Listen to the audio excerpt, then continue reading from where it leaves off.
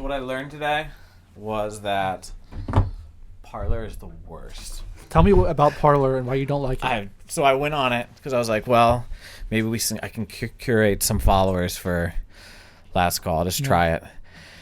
And it is the ultimate echo chamber. And I was just trying to think about it. Like, how did I'm all about more competition to Facebook and Twitter. Totally. And I'm like, how did this happen? I was like, because Parler it started on its own, but it really picked up when Facebook and Twitter started censoring. So everyone who moved over for politics. Yeah. And it's politics only, which, as much as I'm into politics, that's really boring.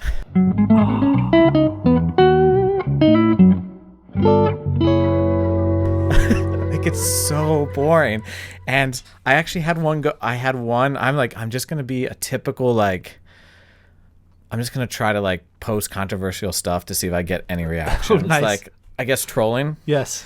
And I got one today that's gotten 600 shares, and it tells you how many views. It's 350,000 views. And my followers went from 31 to 595 in 2 hours. Oh my God. So I guess I'm trying to play with the algorithm, but I looked at the comments and it is the worst. I was like, there's no point even being in here. Yeah.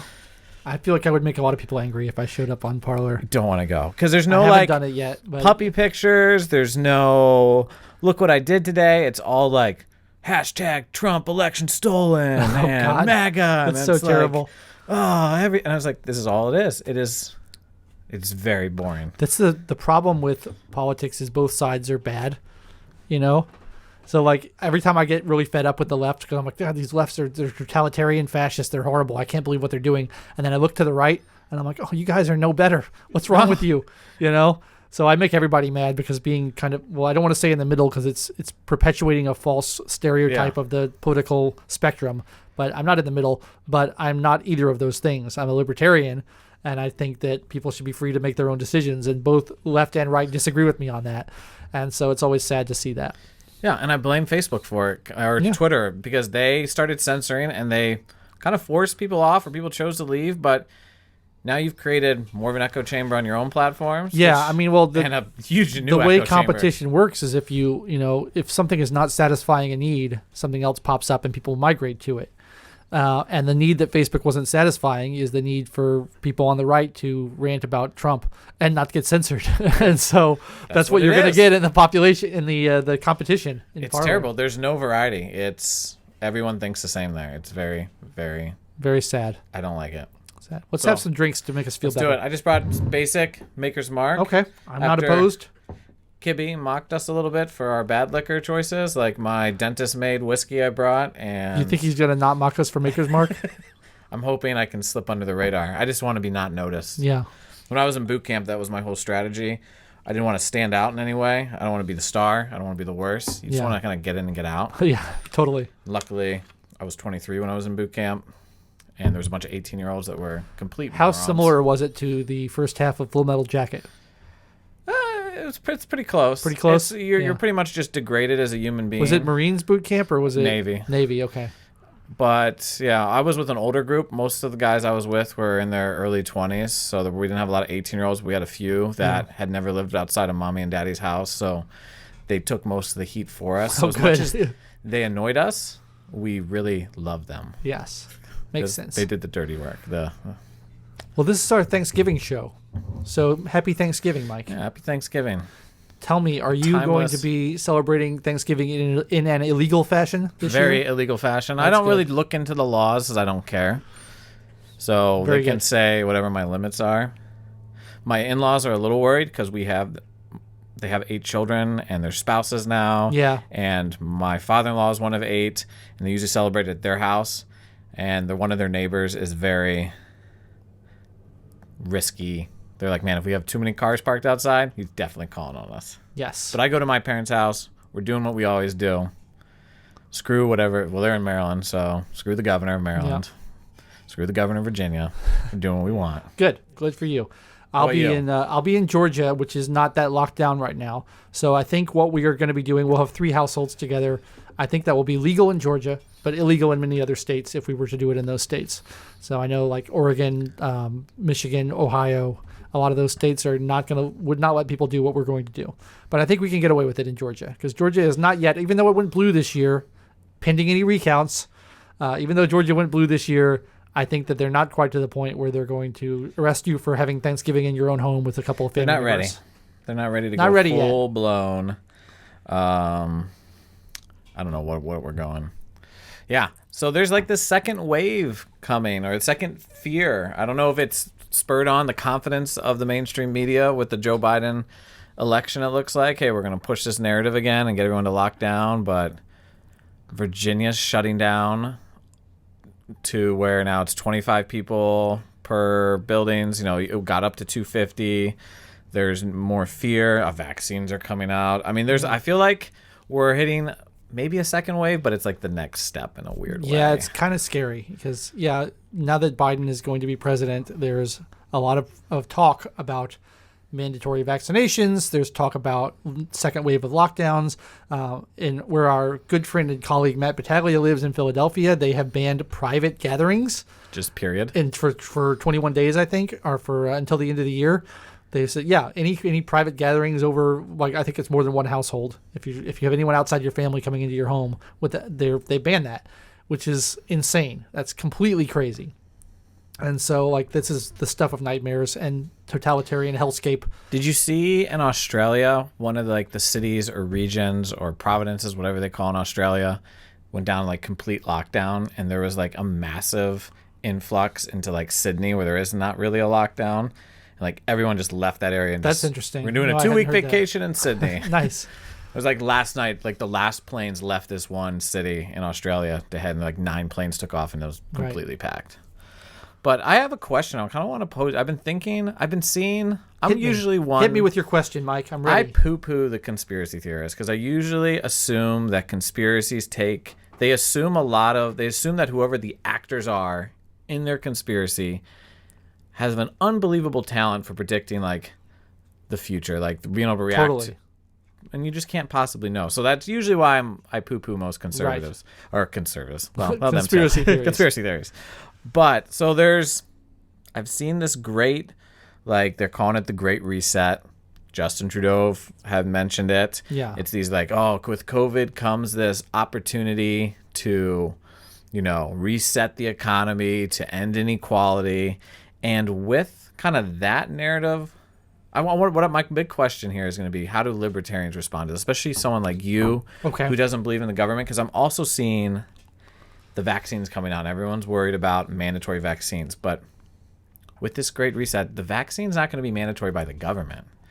It's going to be the airlines. It's going to be your employer. Ticketmaster's already said it. Yes. What's the libertarian response to privatized tyranny? Because that's what it is. That's a great question. I don't have a great answer. I would guess I would fall back on my default. The libertarian response is competition, but the problem with that is if the people demand tyranny, there's really nothing you can do. And that's what we're seeing. We're seeing this isn't a bunch of tyrannical overlords imposing this on us. This is people asking for it. This is people saying, we want to be safe. Please take care of us. Make these things illegal. Put people who don't wear masks in jail. That people want this. I mean, not everywhere in the country. There's people who don't, obviously, but to a large extent, people want these restrictions put down on them. And in a democracy, that's impossible to fight against that because the majority wants something that you don't want. And this is one of the problems I have with democracy is it's majority rule. They can impose things on you.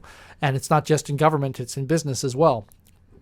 One would hope that you would get little clusters of people who were sufficiently differently minded, who didn't want this stuff to happen, that there would be a market there for people to say, we want to appeal to those people and get their business by not caving into these things. But if there's not that market, it's tough to say how that happens. Yeah, because when I look at these, like, to your point, these massive, like, Amazon and Walmart, or when they name a massive corporation that seems to be creating, it's not a real monopoly, but they have some, monopoly power. Sure. But I'm like, well, we need to increase competition. We need to bring in more people that are more small companies that can provide the same services. So I can elect not to associate with some of these groups and still be able to live my life. But I was like, I don't even know if the opportunity is there to increase competition right now. It's a very scary reality when you start looking at it. Well, and part of it is the cancel culture thing, where a lot of companies that I think would otherwise be resistant to these ideas are terrified of being called names. They're terrified of saying, oh, you don't care about sick people. You want everyone to die. You're endangering people because everyone will pile on and call them these names. And so they do things that are maybe even not in their financial interest because they just don't want to take the heat, the political heat from it. And I don't know what the solution to that is. I don't think there is a solution. If the population wants to be ruled over, it's hard to see how there's a way to not be ruled over. Even if it's not at the hands of government, even in an anarchist system, you're going to have private companies that respond to the needs and the wants of their consumers. And if all other consumers want something that you don't want, you're going to be in trouble. And that's just sort of, I think it's unavoidable. And it's really scary. And that's the thing that's really upset me more than anything else about this whole COVID situation. I could tolerate tyrants kind of telling us what to do and everyone being mad about it, because that's happened a million times in history, and I get that, and we can fight back against it, and that would be okay. I would get that. But what has really upset me and what has really kind of made me struggle with kind of an existential crisis this year a little bit, is the fact that it seems like most Americans, or maybe not most Americans, but many Americans, want protection at all costs. They want to be protected from fear at all costs, and that's really scary to me. Yeah, I think it's a quote from the movie The Patriot when Mel Gibson stands up and he's opposing going to war and he's trying to warn everyone about the horrors of war and what it'll be, and everyone's gung-ho, patriotism. And he says, why would I want to trade one tyrant 3,000 miles away for 3,000 tyrants 1 mile away? And I feel like we've got 3,000 tyrants 1 mile away in the form of our neighbors. This is something we were just talking about is, where does the ultimate resistance happen? And we just had a Kibbe on Liberty that we just filmed where Ilya Shapiro, a constitutional expert, was talking about whether or not the government has the power to do certain things in lockdowns. And ultimately, whether or not someone has the power to do something ultimately comes down to who controls the guns, who controls the police, right? So in Michigan, Governor Whitmer has done all this lockdown stuff, and the state Supreme Court said you're not allowed to do this. It's against the Constitution. And she's not really backing down. She's continuing to do this. And it's like, well, okay, is it going to be enforced? Are the police going to listen to the governor, or are the police going to listen to the Supreme Court? And that's kind of what it comes down to. It's like, can you really stop something, even if it's unconstitutional, if the people with the guns are willing to enforce it? And that's why it's so important that we have the Second Amendment and that people have the right to bear arms and defend themselves, and that there's not a monopoly on the use of force. That's the problem with government, is they have a monopoly on the legitimate use of force. They can bring unbelievable weapons to bear on you if they think you're doing something wrong, and you're not allowed to defend yourself. And that's scary. And that's kind of the problem we're seeing now with COVID, is you can resist all you want, but if the police and the military are against you, what are you going to do? Yeah, and if they can choke off your livelihood, what are you going to do? You're eventually going to bend and break, especially if you have a family and other responsibilities that you have to take care of, I think we're confronting for the first time in my memory, certainly, what happens if the Supreme Court says something and the rest of the politicians say, no, we're not going to do that. We don't care. We always assume if the Supreme Court says it's unconstitutional, then it doesn't happen. But there's no reason why it has to not happen. They could keep doing it anyway. The Supreme Court has no enforcement ability. Yeah. They can just say things. That's very true. I was just pondering a similar thought about that, but we also witnessed that already happening where I think it was a few days after the election, Supreme Court Justice Alito told Pennsylvania to stop counting certain ballots or just separate them, and they just completely ignored him. And what are you going to do? All right, so they basically gave you the middle finger. Yeah, is a 70-year-old man going to come and stop us? Yeah, well, no, what police force do you have, Supreme Court Justice? Right. Nothing. It has to be, The power ultimately rests with the people, and the people need to be armed in order to be able to exercise that power. And so it's scary. I don't know what's going to happen, but I hope that we get to have a lovely little Thanksgiving with our families. I will be having a lovely little Thanksgiving. I just told me too. My in-laws, they're like, oh, what if, our neighbor calls, the authorities or something. It's like, just don't answer the door. No one's home. Right. Just don't answer the door. They're going to bring a SWAT team and kick in the door? I mean, you'll be famous. Yeah, maybe you can get a book deal out of it. That would be a great book deal for sure. I'd love to see that. Capitalize. This is one of the things I think is important, is civil disobedience, in the extent that people see people going to jail for obviously ridiculous reasons. This is a kind of a personal thing for me because I was homeschooled my whole life. And when I was a kid, it was illegal to homeschool your child. And my parents did it anyway. And they could have easily gone to jail. And there were a couple near misses where doctors were asking questions and people were upset about it and they wanted to turn us into the authorities. And there were people in my parents' generation who were going to jail for putting their kids, for homeschooling their kids, taking them out of public school or private school and doing it at home. And the government was put in the position of saying, look, either we're going to jail mothers who want to teach their kids at home, and that's going to be on the news, or we're going to make this legal. And they made it legal. And the same thing happened with marijuana. Like, either we're going to put all these people in jail who didn't do anything wrong, who just smoked a joint in their apartment, and everyone's going to see that, and it's going to be for the world to see our shame that we put all these innocent people in jail, or we have to legalize it. And in both cases, they legalized it. For the most part, marijuana is not 100% legal yet, but it's basically there. Yeah. And I think that's what's so important about civil disobedience is no one ever changes bad laws as long as everyone's obeying them. If people obey the laws, they never get changed. If people disobey the laws and you put the government in a position where they have to either jail people or change the law, if it's a sufficiently sympathetic victim, they're going to have to change the law. And I think if people are getting put in jail for feeding people, for gathering in their homes, for spending time with their family, for not wearing a face covering, I think people would, I mean, maybe I'm naive about that. Maybe I'm wrong because I've been wrong about a lot of things that the American people are willing to do this year. But if I'm wrong, I mean, I like to think that people would be so upset if you saw those people actually going to prison and being sentenced and spending time behind bars, that they would be forced to not go follow through with it, to not enforce the laws. But as long as everyone's obeying, why won't they just grab more power and keep doing it? I think a great point that you've brought up before, and I've actually reused it, and I usually give you credit for it, but it's, I mean, I think it really cuts to the heart of it. Like, we're so quick to say there should be a law or you shouldn't be allowed to do that. And you've raised the point that if you think something should be a law, you're essentially saying, and correct me if I'm off a little bit or misword or you don't like how I word it, but you are saying you're willing to kill someone over that issue. Absolutely. And this is a point that libertarians make that a lot of people misunderstand and a lot of people push back on. And they say, well, no, you know, they're not going to get killed if you don't follow the law. You're just going to get a fine, or maybe you'll get a slap on the wrist, or maybe you'll get sent for spend the night in jail. You're not going to get killed over it.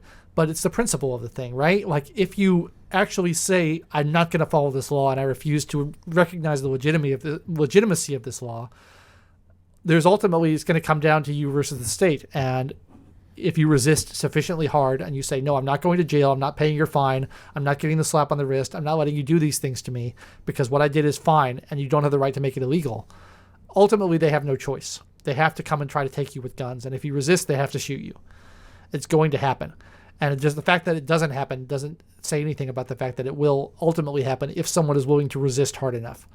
And so it could be for anything. You know, if you get a parking ticket and you refuse to pay it, they'll send you another parking ticket. And you refuse to pay that, they will take away your driver's license. And if you continue to drive anyway, they will pull you over and they'll take you to jail. And if you refuse to go to jail, they'll try to force you to go to jail. And if you resist that force, they will ultimately have to either injure you or kill you in order to get you there. And that's the thing is, like, you know, if you have someone who's willing to refuse to obey a law to the end, you're going to have to use lethal force at some point in order to enforce that law, or concede that you're not willing to enforce the law in that case. And so all laws are backed by the threat of lethal force. Whether or not the actual lethal force is ever used in practice is irrelevant, but the threat of lethal force is behind every law. And that's scary because it means, you know, you really shouldn't pass a law unless you're willing to kill for it. I'm like Penn Jillette, the magician who used to be a libertarian, but I'm really scared for him. What is he now? I don't know what he is now, but he voted for Biden, which I don't see there's any kind of justification for it from a libertarian standpoint to vote for Biden. There's enough people at Reason who voted for Biden. I don't understand that at all. I don't think there's any libertarian argument to vote for Biden, but whatever. You hear that, Reason? Penn Jillette said, you know, I'm willing to kill someone to stop someone from stealing or to stop someone from raping or to stop someone from killing. I'm not willing to kill someone to make them build a library. And so that's why he said he was a libertarian, and I think that makes a lot of sense. I really sympathize with that point of view, and I'm sad that Penn Jillette doesn't seem to have that point of view anymore. I know when I was in Vegas recently, right before COVID, I actually might have gotten like an early strand of it while I was there for 2 weeks shaking a lot of hands at trade shows. But I was trying to get to a Penn Jillette show, and I was going to totally name drop Free the People and Matt Kibbe. Yeah. Just to see if I could like hang out with them or go to dinner or something. But he's hard to get a hold of. He's very exclusive. They didn't have a show. It didn't work out when I was there. But I met him once. I saw his show, and then I met him afterwards, and we filmed a Kibbe on Liberty with him. And I had a question I wanted to ask him that I thought, this is going to be great. I've got a question I'm going to ask Pendulette that no one has ever asked him before. And he's going to be so impressed that I know about his history that he's going to talk to me for hours about it. And he was... Sounded like a perfect plan. Yeah, I had a perfect plan. Foolproof. There's a band called The Residents who are like anonymous. They wear eyeball masks over their heads and top hats. No one knows who they are. They're really weird, experimental. And they released an album in the 80s called The Mark of the Mole.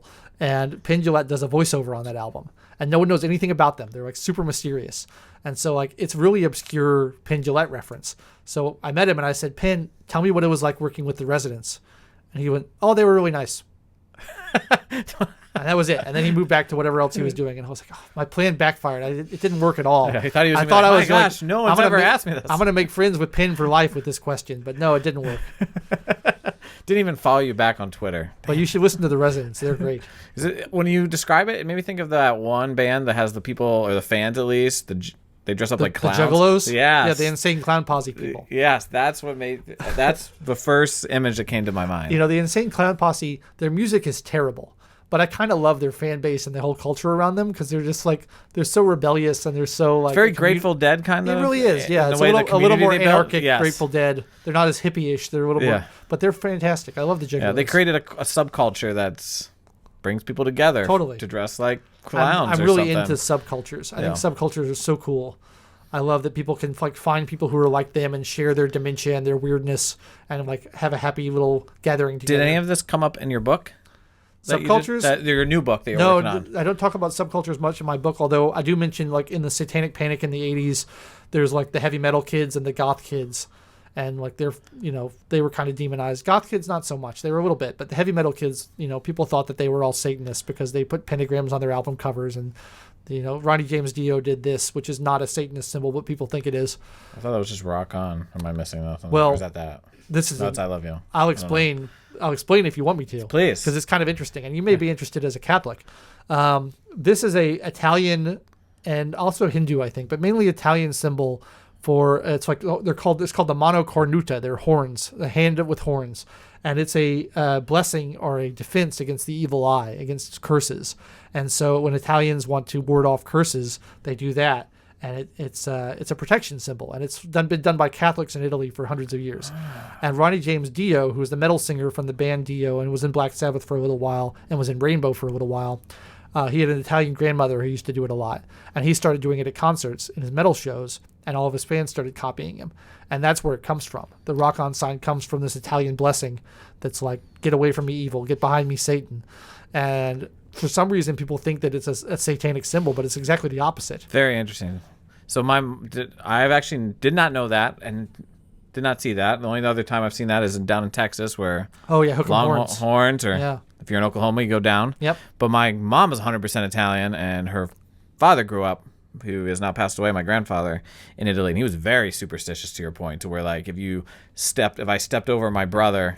when he was laying on the floor, I would have to walk over him backwards or something. Why is your brother laying on the floor? You know, watching TV or something. Okay. You know, and you step over him, like, that's bad luck, and I have to walk over him backwards, like that type of superstition. So that makes a lot of sense from those memories and experiences. All these hand signals come from religion. It's interesting. Like the Vulcan live long and prosper. That's a Jewish priest blessing or Jewish rabbi blessing that they do.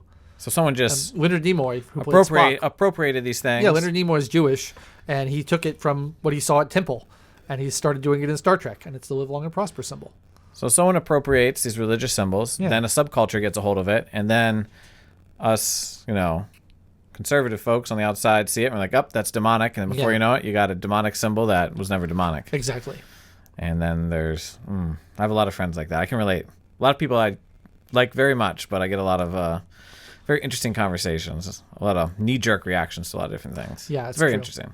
It's fascinating to learn the history of symbols because, like, things like the swastika, which now everyone associates with the Nazis, understandably, like that was a sun symbol for sun worship, and it was like a peace and happiness symbol for Hindus and for Buddhists for thousands of years before the Nazis were around. But Hitler took it and he actually reversed the direction of it. It used to spin clockwise because the sun in the northern hemisphere rotates clockwise. Now it spins counterclockwise as the Nazis did it, and they tilted it on its axis. But yeah, like the swastika used to be a good religious happy peace symbol that represented the sun. God forbid an American millennial goes over to India and finds a swastika from long ago on something, and before you know it, you got a social media campaign to tear down all the statues in India. Interesting personal note. When I came to Washington, D.C. in 2012, the very first article I wrote was about a defense of the swastika on religious Hinduism. Welcome grounds. And I was welcome Logan to D.C. There was some spiritual jewelry restaurant store in New York selling swastika earrings, and they got shut down. And they got it was banned. And I wrote this article about how the swastika is not originally not a Nazi symbol. It was a peace symbol and a sun symbol. And I was like, people just don't know the history. They're ignorant. And so I wrote this article, and they were like, you can't publish that. You're not. I would have actually given you the same advice. Yeah, like, no, don't put that. First article in DC. So that was my very first one. We're gonna put this one in the drawer and close it. Can't do it. I don't have it anymore. But it's kind of yeah. You've had other articles where you got people yell at you, where you've tried to push back a little bit. So you've got the hard exterior. I was now a really contrarian youth, and I really wanted to push hard against established mores and norms and stuff. It's contrarian youth that will save us, probably. I think so. I'm a little mellower in my old age now, but back then I really wanted to set the world on fire. Yeah, the next step is going to be disgruntled. Oh, that's the next step in old age. I've heard where you just think everything's going to hell. I'm kind of there. This year I'm kind of there. I'm like my next door neighbor who I really enjoy hanging out with. We have. When I was drinks your age, on the deck. Oh man, he is. We got to celebrate Thanksgiving with our families without their police showing up. So I don't know. What do you think the future of 2021 looks like in America? I don't know, because the thing is, does COVID go away? When do we take off the masks? It's two possibilities. Because Fauci says we're not taking them off. The first possibility is they want Biden to cure COVID. And they will say, oh, COVID's gone. Biden's president. He solved it. Trump was horrible. And now everything's fine. If I can take off my mask, I'll let him have that crap. I would too. I don't think that's going to happen. That's a possibility, but I don't think so. I think once governments get their hooks into this and they're like, oh, wait a minute, we can tell people what to do, and they'll do it unquestioningly because they're scared and they think we're going to protect them. I don't see them relinquishing that power easily. So I think it's going to continue. Yeah, the Jeffrey Tucker has been talking a lot about it on social media, which kind of caught my interest, was like the Great Reset. And I'm like, it kind of gets close to that New World Order conspiracy stuff that I don't completely buy, but there's definitely people that want it. Well, they say it. Here's the thing: is it's not a conspiracy because it's not a bunch of people getting together in a secret underground room and deciding this is what's going to be, but it's opportunism. People see, oh, wait a minute, well, this might be a good way to pass universal basic income, or this might be a good way to pass universal health care, and this might be a good way to get reelected, or to demonize the opposition, and everyone just does the same thing because they all face the same incentives. But it doesn't mean they're getting together and colluding on this sort of stuff. And I don't really think that happens. Yeah, that's right. Yeah, they're definitely tapping in to the opportunity. As Justin Trudeau said, as this guy who runs the World Economic Forum, he looks just like the very typical wrinkly, he looks like a dachshund almost, became a human. But man, some of the stuff they put out, I was on their website just browsing some of the articles on like COVID, like how they envision the future. Very scary, very status. I'm like, holy cow, these people are kind of crazy. And I'm worried about they are crazy. I'm worried about kids growing up into this, because if it's 1 year, maybe they'll forget about it. It won't be a big deal. But if this goes on much longer, it's going to be a major part of people's childhoods. Yeah. And I can't imagine having to grow up where, a big part of your memory of being a kid, it was not running around and climbing trees and, getting into trouble and playing with your siblings and having fun. It's like, oh yeah, I had to be afraid of a virus my whole life. Like, that's scary. I don't want that to happen. I guess as one of the last points I'll make, as a practicing Catholic, there's a book that came out a couple years ago called The Benedict Option. And it basically giving up. Kind of. It says we need to pull away from culture and almost just leave it. That's what Benedict did, right? Rome fell. Benedict went to the mountains in the caves. I thought you meant Benedict XVI. No, who gave up being pope because it was too hard. Saint Benedict, who Benedict XVI took it over. Oh. I wish Benedict would have stayed pope, but another tangent for another time. But Saint Benedict, after Rome fell, left, went into the mountains with his followers. But they saved Western civilization. They literally made copies of Plato and Aristotle, and they reprinted everything and by hand and for years, and it preserved Western culture. So this book said hey, maybe us practicing Catholics and people that value these traditions and values need to just exit. And at this point, there got a lot of pushback from people that said like, we need to be in the world. We're not of the world. We need to be in it though, spreading our message. But now in this age where the government and the tentacles of the Leviathan are spreading, I'm like, maybe I just need to, to your point, create a subculture of where I value my kids being raised. Do you think that Benedict XVI quit his job a few years into his turn because he wanted to emulate his idol, his namesake? And maybe. That's why. Now, looking at Francis, I'm very sad at that. And I've been reading more Benedict. Brilliant guy. I think libertarians would have a lot in common with him, actually, if they went and read some of his works on his views of what the state is. He pretty much calls government the Antichrist in some of his writings. Like, he has no friend of the state. But I agree with what you're saying. I kind of go back and forth on it because a large part of me thinks, well, like, the only thing you can really do in this situation is work on yourself. Like, just kind of withdraw and try to be the best person you can be and try to, like, get your mind right and your soul right and do all this stuff. I've been meditating a lot this year. It's really been helpful. I think that's really important. But on the other hand, I feel like you have a little bit of an obligation to try to intervene on other people's behalf and try to make the world a better place. But then again, do you make the world a better place by making yourself a better person? And then the world will be a better place because you're in it.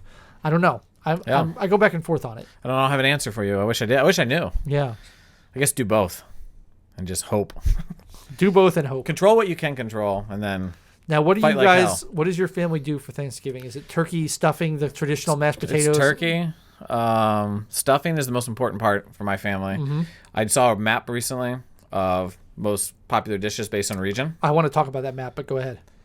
So my region is Buffalo, New York, and appropriately, I saw that stuffing was up there, and I was like, that is appropriate. That is the most important dish with my family. Yeah. Grandma's stuffing is to die for.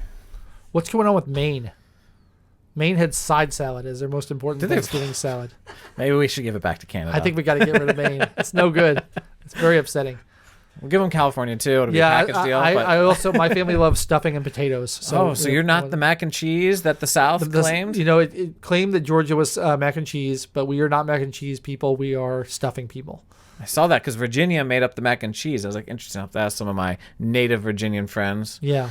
I'm influenced by Buffalo. I did a goose one year, and nobody liked it except for me. I loved it. I thought the goose was delicious. I think it was for Christmas rather than Thanksgiving, but whatever. For the point of the conversation, I will say it was for Thanksgiving. I did a goose because I wanted to try it. I'd never had it before. Marinated it in all this beautiful citrus flavoring on the skin. It was delicious. So good. You take the grease, you put it on mashed potatoes, goose grease mashed potatoes. I loved it. Everyone else in my family hated it. I'm never allowed to do it again. So that's I kind of want to have a goose with probably Logan my now. one and only time to eat goose. I'm not a huge turkey fan though, but turkey's kind of boring. It's sort of dry. Yeah, and it doesn't taste that great. You gotta get the goose dark is a lot meat. more flavorful, but people find it gamey, which I don't really mind. I like duck too. I'm okay with gamey. You read duck? I've had a little bit of duck, but never done right. I've had duck in cheap Chinese restaurants where it really isn't done There's right. this Chinese restaurant in Fairfax. I wish I knew the name of it. It's in like a hole in the wall. Like you almost think like you got a duck or you'll get shot when you're going into the restaurant. And to that point, they have a room in there that's bulletproof because so many dignitaries, but have eaten there. So they actually have like a security room for when famous people show up. But man, the duck in that restaurant is unbelievable. And they just bring you the whole duck to your table. That's awesome. I forgot what it is. Like Peking Duck might even be the name of the restaurant. It's in a very inconspicuous spot. We don't say Peking anymore. We say Beijing now. Oh, it's the social justice warriors get to that? No, I don't know why that happened, but we used to say the city in China, we used to call it Peking. Yeah, Peking. And now we call it Beijing, and it's like a different dialect of Chinese. And I don't really understand why, but I like Peking. It's nice. Yeah. We're actually going to have to go there sometime and just eat one after one of these evenings. Let's do it. Last time I was there, it was fantastic. Let's do it. Just drink and eat duck, and Trey will come too this time. All right, Trey, you're invited. Tell your wife. Bring your wife. She's pregnant. Wow. She's probably craving duck. Good point. It's not alcohol. Cheers, sir. Cheers, man. Till next time. Have a good Thanksgiving. Happy Thanksgiving.